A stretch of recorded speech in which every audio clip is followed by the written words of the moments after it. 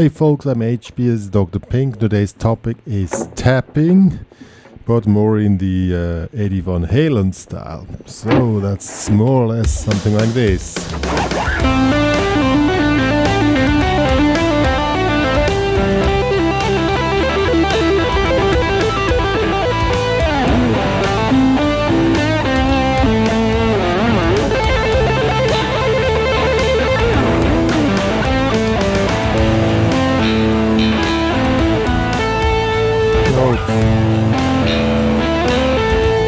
Or this one.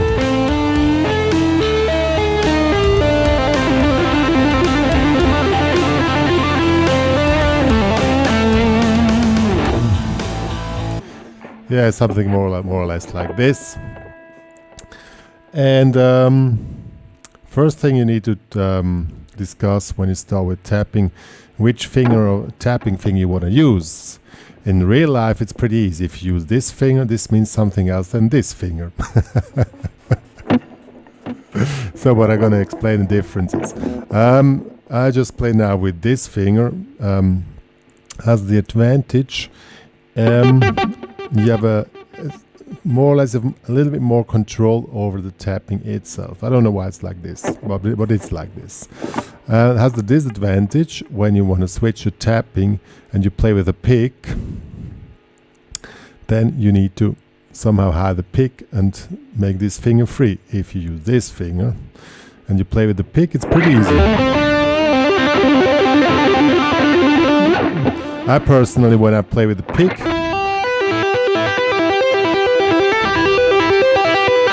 I use this finger. I mean, you have to find it yourself, but it's not like in real life.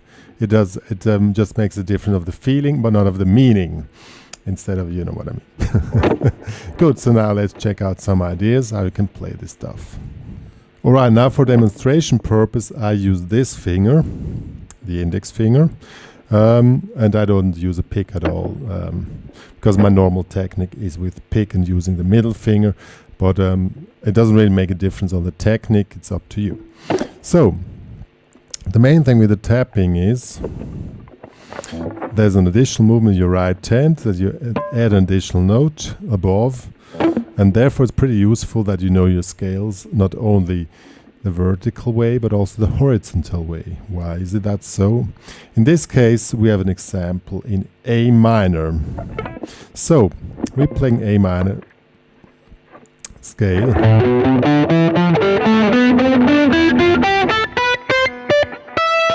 And if you know it horizontal,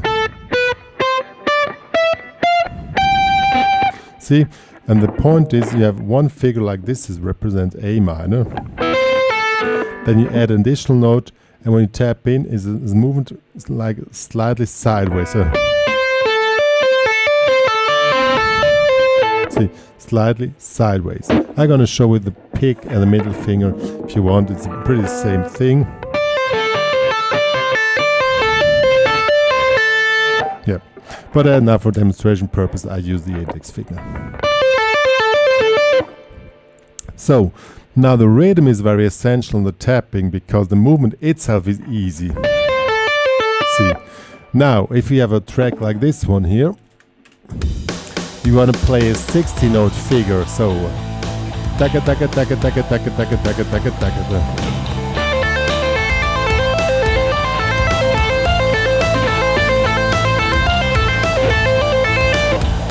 See, so it's a note in 60 notes, or 4 per beat. How we do that? So first the 1, 2, 3, 4. So this is the 16-note block. So 1, 2, 3, 4, 1, 2, 3. You have to be precise. Taka taka taka taka taka taka. And now you can move up with the finger, just using the scale.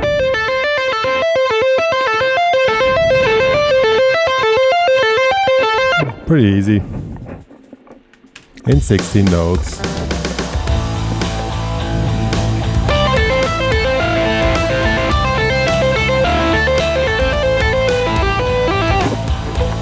Yeah, pretty easy. Now if you want to make it sound more interesting, You want to have more neoclassical influence. In this case, it gets more difficult because now in this case I'm playing A minor arpeggio. I move up one note and move the whole figure then also up one note in the scale. Now move the whole thing up again and again.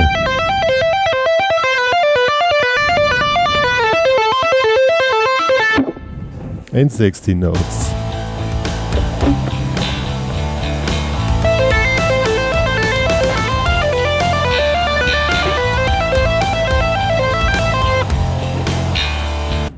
The point is using this technique, as you already heard, it doesn't fit everywhere.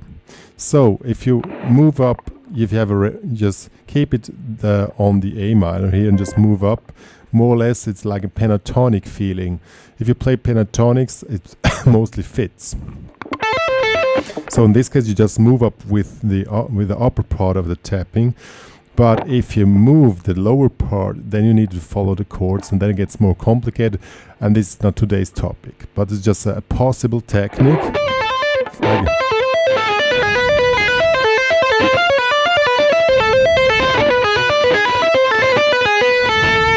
See, that's like a little classical etude using this technique, just moving up and down. So there's another possibility to make it sound more interesting. You may kind of just change the string.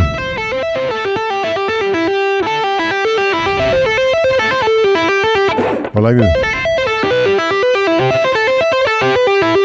You just change the string with the same movement. Sounds cool too.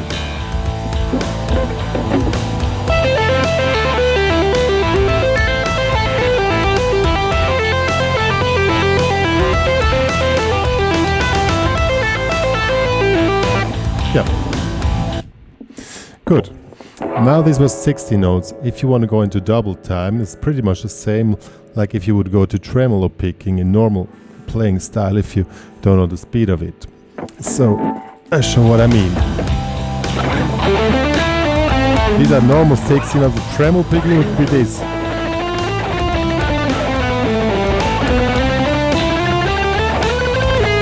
Oops. Yeah. So that's the speed. These are now 32 notes. I don't know how you call that. So you can do the same thing, of course, with the tapping. There's no possibility to count anymore. It's just need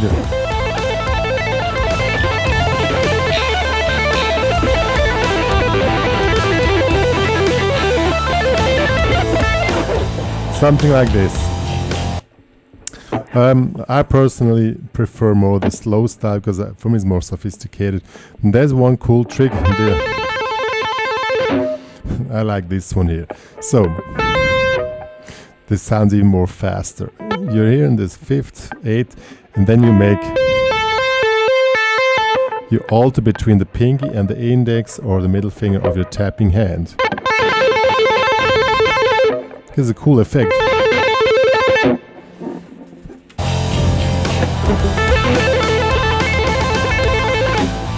Let me add some delay. Then it sounds more wild.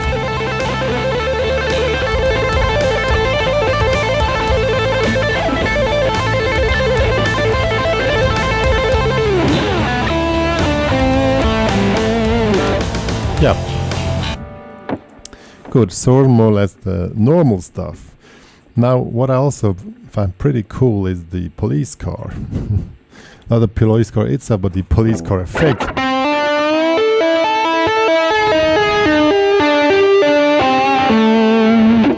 That's a cool one here.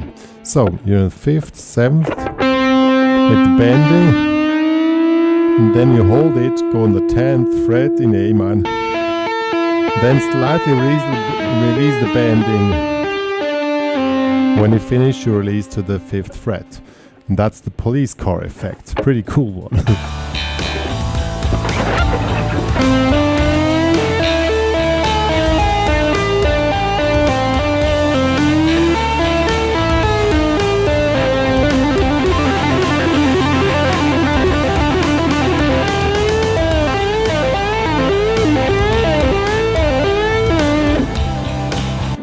Or you can repeat it more or less. It's also the same effect, but it's like as a repeating pedal. In this case, you go on the tapping and make the bending after the tapping. So, see?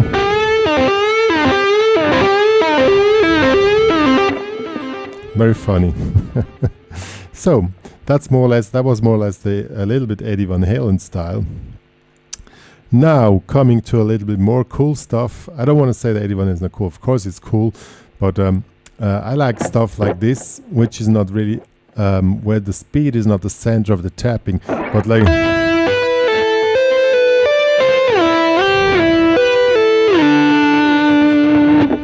stuff like this. I really love this kind of tapping. Why? Because you get this soft and smooth sound, and it sounds very legato, and you can create great intervals.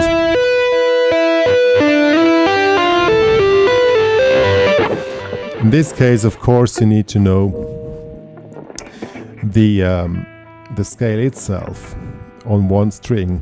In this case, A minor. We take the B string as an example. Starts 1, 3, 5, 6, 8, 10, 12, 13, 15, 17. So this is the A minor scale more or less on the B string. But here is the root note, so it doesn't start on the A below. And now the trick is, like you start here on the E, make a jump, I don't know, up maybe the 12th. And that's really cool when you go now down and go up with the tapping. See.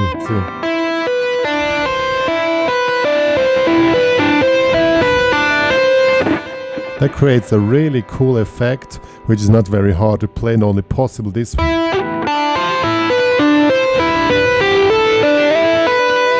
And then you can go back and come more near, see.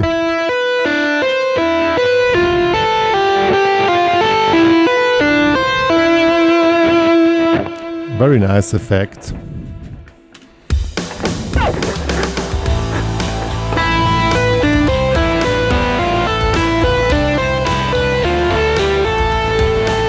See?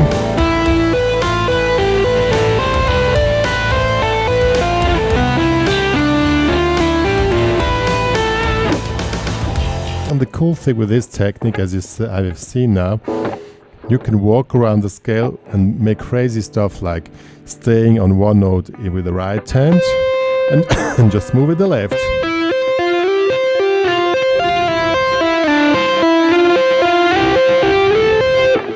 Or move with only the right hand. Or both, which is more complicated but very cool.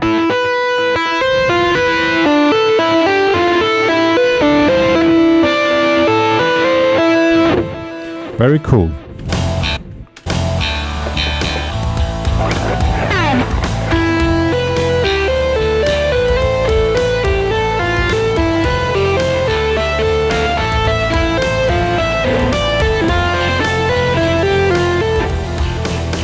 And now comes the really fun part. You don't stay on one string. You move as you like.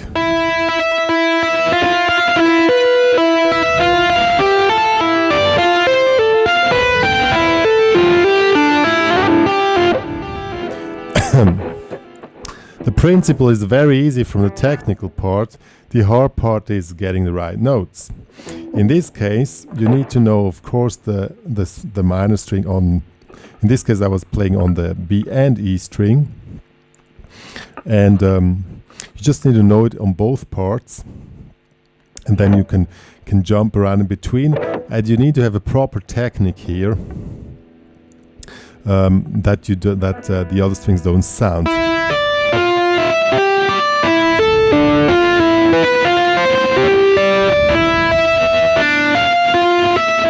And in this case, only creativity is your border or your boundary, because this way you can create any kind of crazy interval jumps, which just pop out and they really get a crazy sound.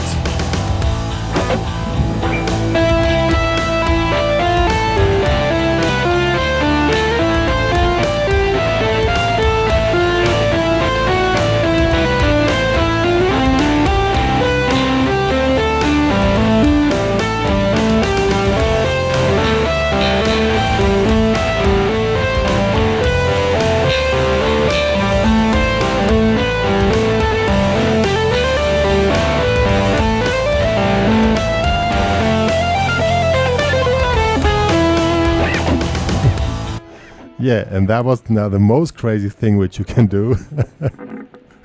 That you play total different voices with the left and the right hand. But that's really the hard stuff. In this case, I was doing an ostinato. Here, 5/7.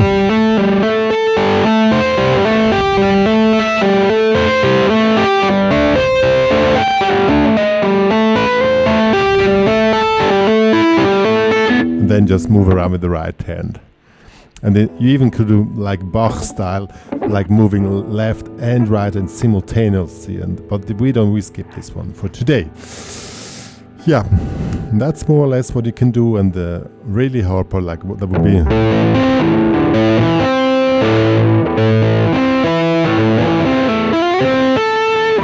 You can do any kind of stuff just with tapping, but that's really hard stuff. Now the last problem which you need to solve is how you get from normal playing into tapping. For me, that's the hardest part, I think. And there's just one method.